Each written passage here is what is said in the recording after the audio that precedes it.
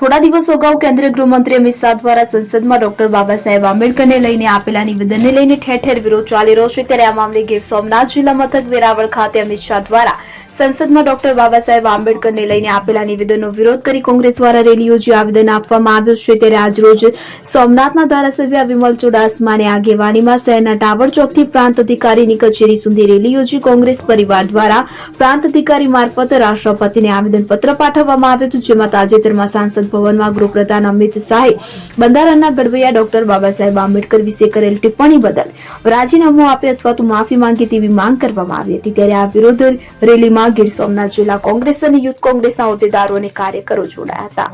આજે અમે પ્રાંત અધિકારી વેરાવળ મુકામે આવ્યા છે અને તેમને આવેદનપત્ર આપવા માટે આવ્યા છે. આવેદનપત્ર અમે એમના માધ્યમથી રાષ્ટ્રપતિને પહોંચાડવા માટેની અમારી માંગણી છે. જે થોડાક દિવસો પહેલા દેશના ગૃહપ્રધાન અમિતભાઈ શાહ જે બાબા સાહેબ આંબેડકર વિશે જે ટિપ્પણી કરી છે અને જે બોલ્યા છે એના માટે થઈ ને અમારી માંગ છે કે બાબા સાહેબે આ બંધારણ બનાવ્યું છે. આ બંધારણ બનાવ્યું છે એટલે એ દેશના ગૃહપ્રધાન બન્યા છે અને હું ધારાસભ્ય બન્યો છે. અને બાબા સાહેબનું બંધારણ જેને બનાવ્યું છે એ વિશે જે ટિપ્પણી કરી છે એ ખૂબ જ રીતે અમે વખોડીએ છીએ અને ખાસ કરીને દેશના ગૃહપ્રધાન અમિતભાઈ શાહ એ માફી માંગે અથવા એના પદ ઉપરથી રાજીનામું આપે.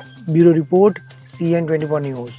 હવે જુઓ દેશ દુનિયાની તમામ ખબરો તમારી આંગળીના ટેરવે. ઉઠાવો મોબાઈલ અને Google Play Store પરથી ડાઉનલોડ કરો અમારી CN24 ન્યૂઝ મોબાઈલ એપ.